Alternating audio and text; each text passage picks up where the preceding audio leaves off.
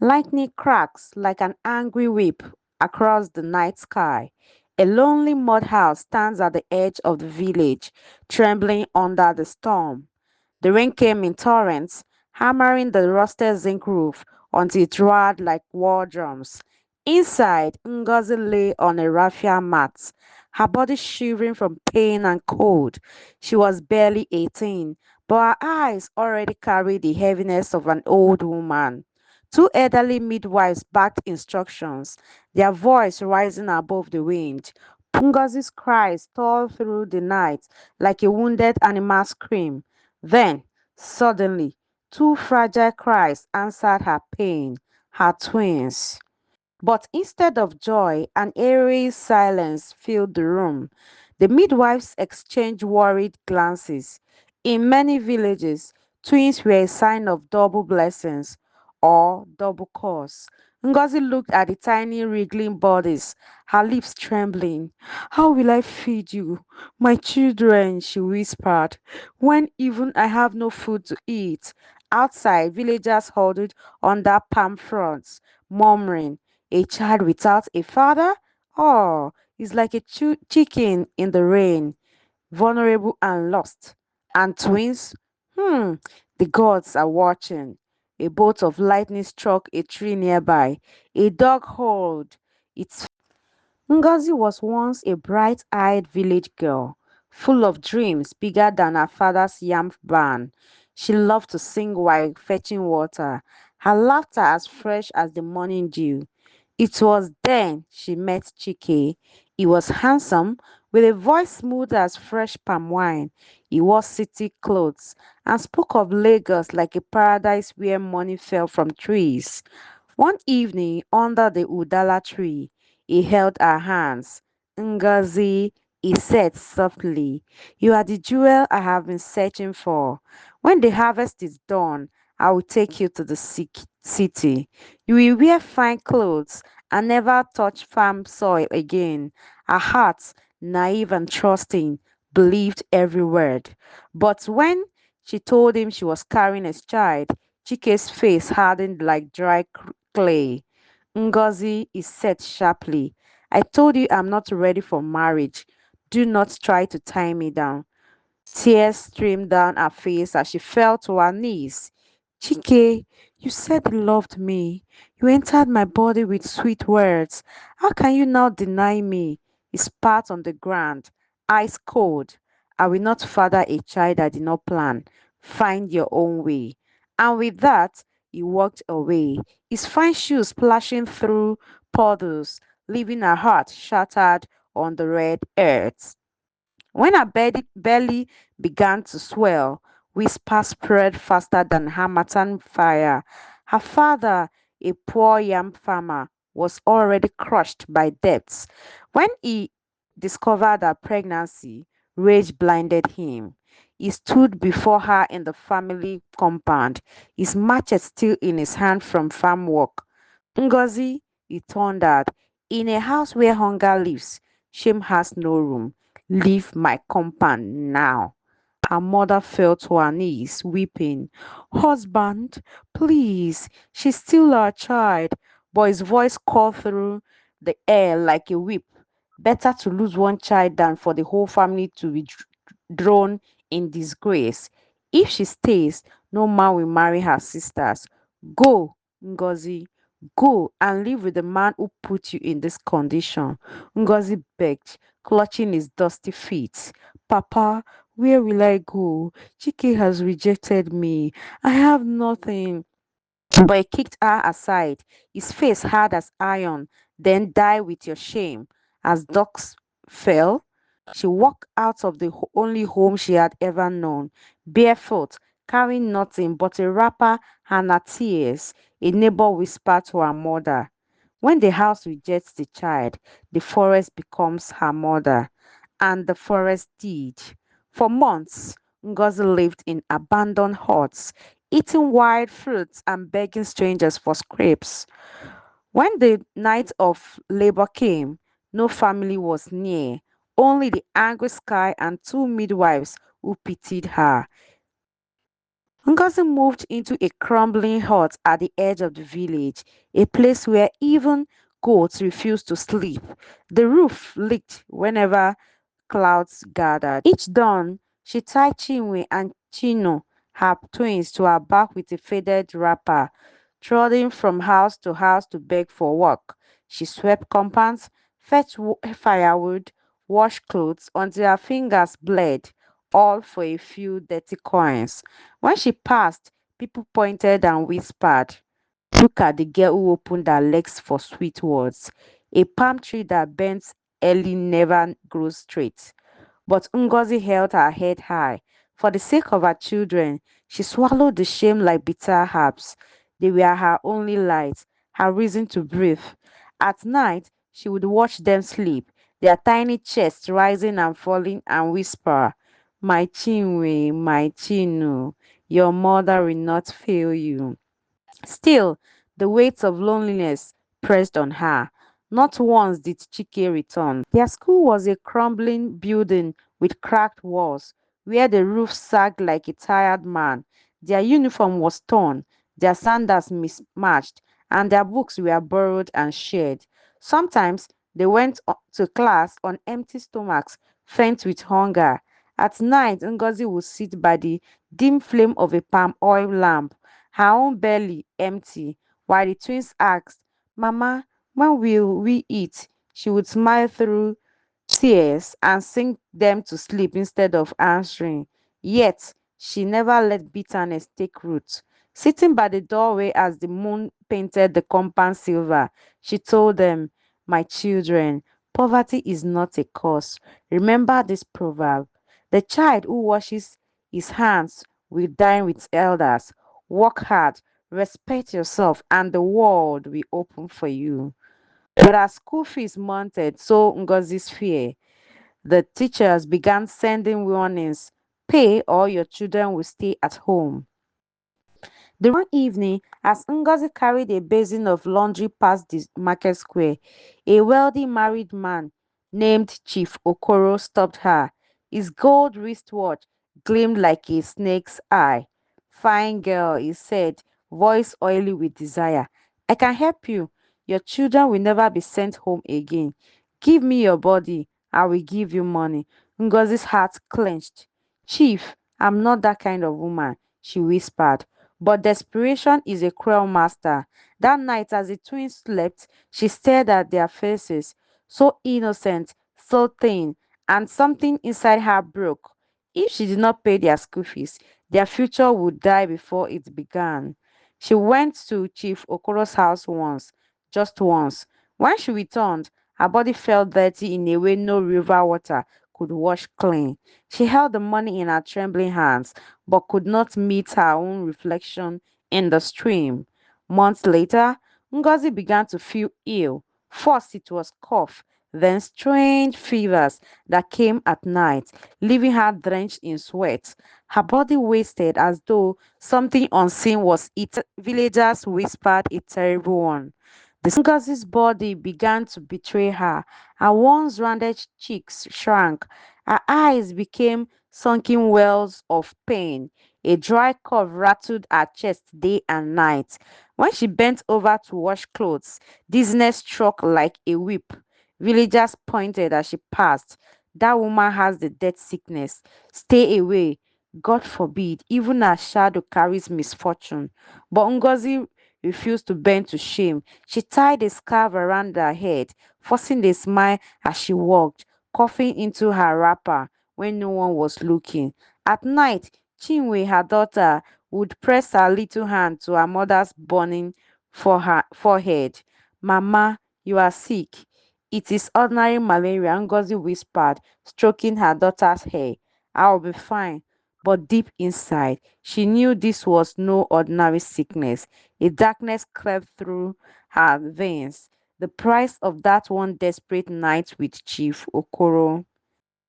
Chinwe the elder, by minutes, had her mother's quiet strength. She stayed after school to read borrowed books by moonlight, her fingers always ink stained. She dreamed of becoming a teacher. Chinu, the younger twin, had fire in her blood. She hated teased chains, hated the way people mocked them.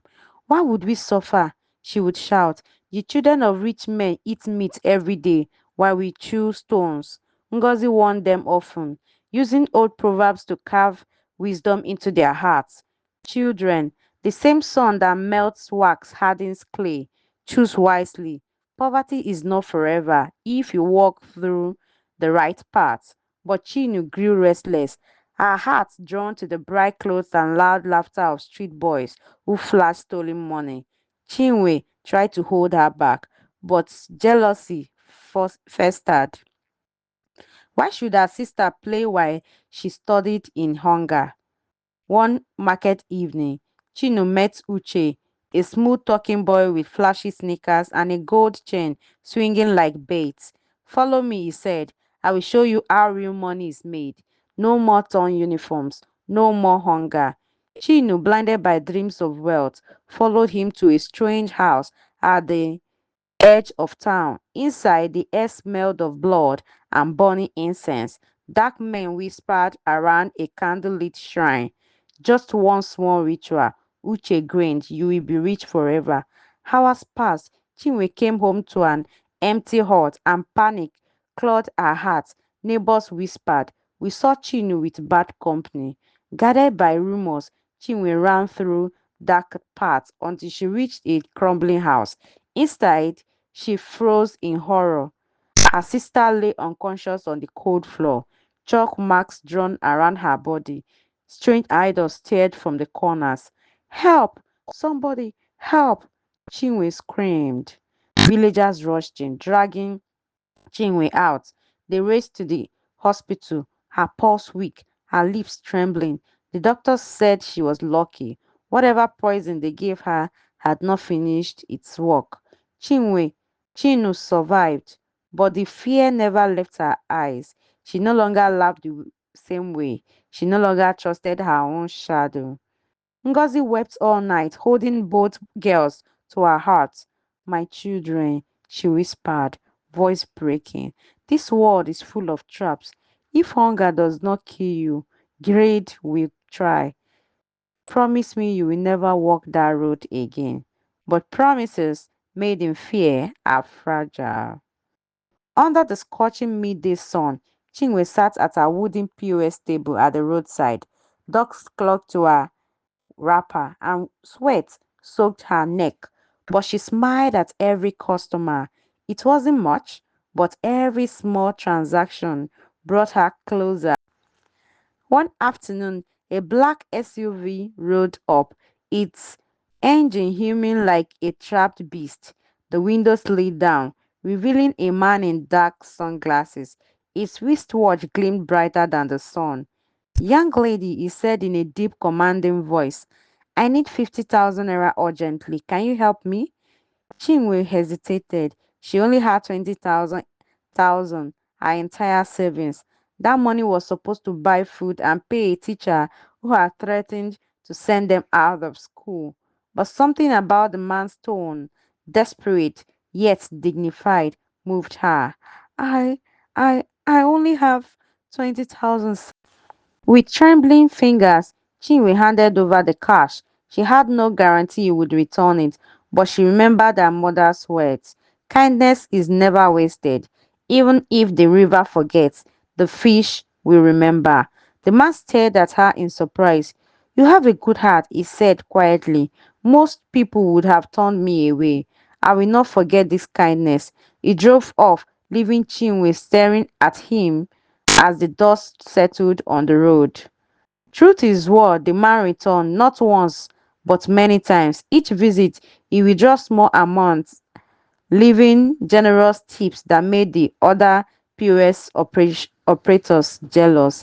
Ah, Chinwe, the villagers teased, your guardian angel has come in on four wheels. One evening, after a long transaction, the man leaned close.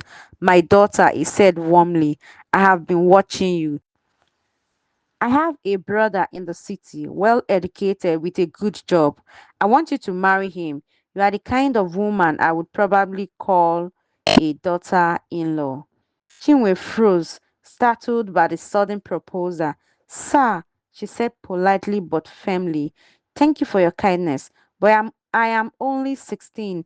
I want to go to school to make something of myself. Marriage is not in my plans yet." The man smiled, masking a flicker of disappointment. "Ambition is good. I respect that, but remember, opportunities don't knock forever." His words lingered in our hearts long after the SUV disappeared down the dusty road. What Chinwe did not know, what fate cruelly hid, was that this man was her biological father, the same Chike who had abandoned Ngozi years ago. Now wealthy, Chike traveled often to the village but never looked for Ngozi. Perhaps guilt chained his tongue. Perhaps pride closed his eyes, yet destiny tied him unknowingly to the very daughter he once refused to acknowledge. At night, he lay awake thinking of the honest girl by the roadside who reminded him of someone long forgotten. Her eyes, her courage, they looked so familiar, but he never dared ask her her mother's name. And Chinwe, innocent and trusting, had no idea she was speaking to the man who left her mother to suffer. Her body, now frail as dry bamboo, could no longer carry her to the market. The once strong woman who endured labor alone was now bedridden, coughing until blood stained her wrapper. Chinwe and Chinu took turns caring for her. They boiled herbs, fanned her during fever, and hid their tears when they thought she was asleep. One evening, as the sun sank in a blaze of gold, Ngozi beckoned her daughters to her side. Her voice was barely a whisper. "My children, listen to me carefully. Never trade your dignity for food. A woman's body is not a market store. What I did to pay your school fees, it is killing me. Promise me you will never walk my road." Tears rolled down Chinwe's cheeks. "Mama, don't say that. You will not die." Chin gripped her mother's hand tightly, her eyes fierce. "We will take care of you. We don't need anybody else." But in the shadows, fate sharpened its knife. Ngozi's time was running out, and her daughters were about to be thrown into storms fiercer than any she had faced. Ngozi's warnings echoed in the heart like a drum beat, but hunger drowned them out. As her mother wasted away on the raffia mat, Chinu grew tired of endless poverty. One evening, Chinwe caught her slipping into a tight dress, her face painted with borrowed makeup. "Where are you going?" Chinwe demanded. "To find money," Chinu shot back. "By selling yourself? Have you forgotten Mama's words?" Chinu's eyes blazed. "Do you want us to starve like goats in the dry season? Do you want Mama to die without medicine? Leave me alone, Chinwe." Night after night, Chinu disappeared and returned with crisp naira notes. She bought food, new slippers, and even fine clothes for herself. The villagers gossiped. "That girl is walking a dangerous road." But see how our family eats now. Poverty has no shame. Chinwe felt torn between anger and gratitude. The food kept them alive, but at what cost to her sister's soul? Under neon lights and pounding music, Chino walked confidently into a popular nightclub in the nearby city. Men watched her sway past, throwing compliments like stones. In a private corner, a wealthy man nursed a glass of expensive wine. He looked up and froze. The girl dancing under the strobe lights. Her face was like a ghost from his past. The sharp cheekbones, the proud eyes. It was like seeing Ngozi as a teenage again. His pulse quickened. Could this be his child? He rose from his chair, weaving through the crowd until he stood in front of her. "Good evening," he said, his voice strangely unsteady. Chinu flashed a pratic smile. "You want to buy me a drink, sir?" He studied her closely. "What's your name?" "Chinu," she replied without hesitation. The name hit him like a spear. Chinu, his daughter. But how? he swallowed hard, masking the storm inside him. Well, Chinu, you remind me of someone I once knew. She laughed lightly, not knowing the weight behind his words. The rich man, still unsure of the truth, decided to keep his suspicious secret.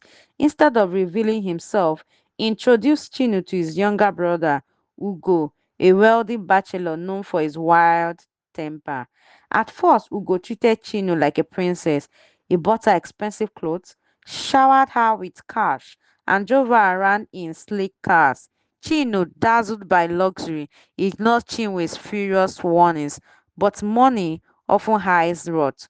One evening, after a heated argument about her talking to another man, Ugo's temper exploded. He struck her across the face, his gold ring cutting her lip. Don't you dare dis.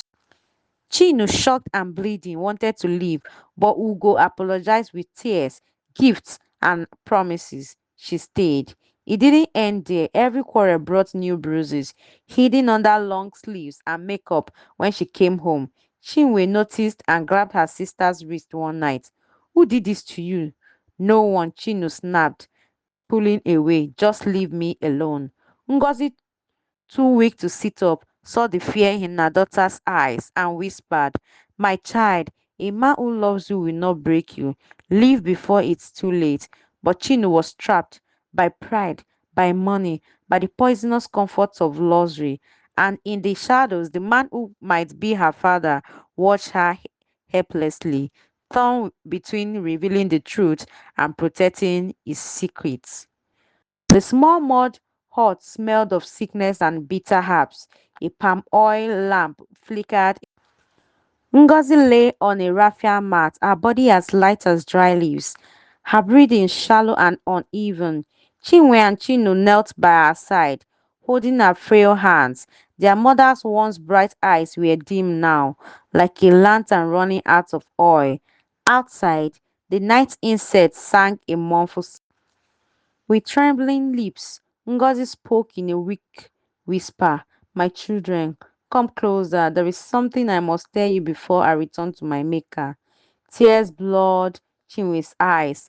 Mama, don't talk like that. You will get better. The herbs will work. Chino clutched her hand tightly. We will take you to the big hospital in the city. Just hold on. But Ngozi shook her head faintly. No, my journey is almost over. Listen carefully. She paused, guarding the last of her strength. Your father, he was a wealthy man, smooth tongued, proud. He denied me, denied both of you, and left me in shame.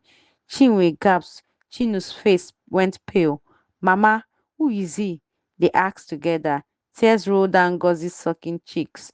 I pray you never meet him. His wealth is caused by the tears of women he has wronged. Promise me you will never beg him for help if you ever cross his path. The twins clung to her, sobbing. We promise, Mama, just don't leave us. But her voice grew faint, her fingers cold.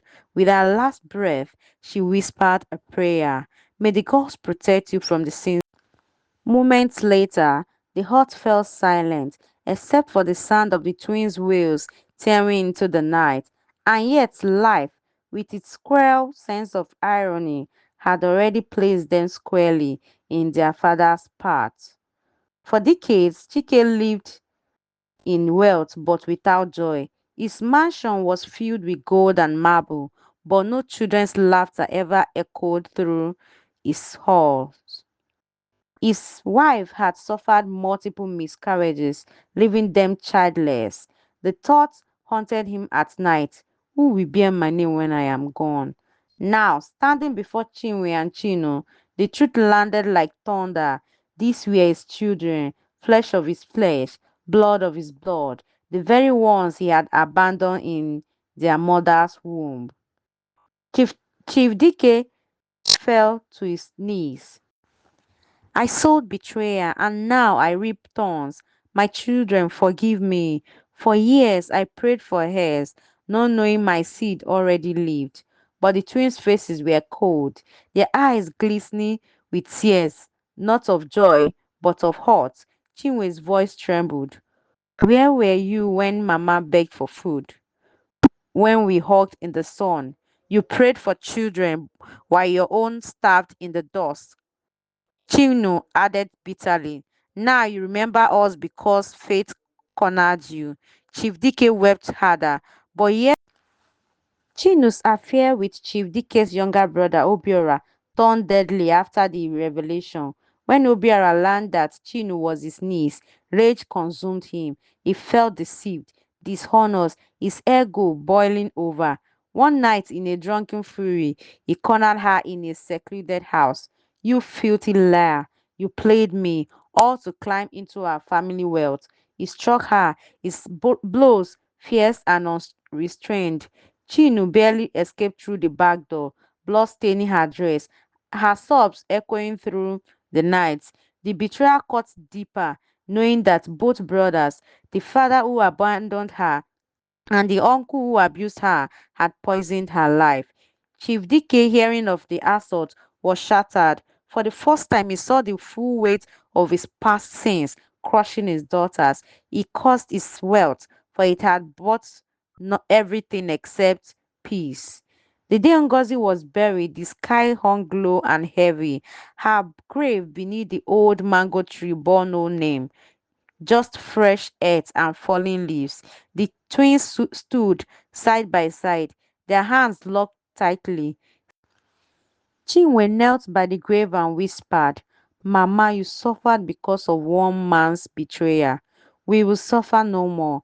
Your pain ends here, but our fight begins. Behind them, Chief Dike stood at a distance, racked with grief. The man who had everything now had nothing. Not his wife's love, not his daughter's trust, not even the right to call them his own. His voice broke as he muttered to himself, God gave me hairs and I threw them away. Now they are my punishment. As the twins walked away, a soft voiceover closed the story. When a man denies his seed, he plants sorrow for generations. Betrayal may hide for a season, but truth will always find its way. May we learn that love without responsibility is a curse. For wealth may fill your hands, but only love can fill your home. Please don't forget to subscribe, like,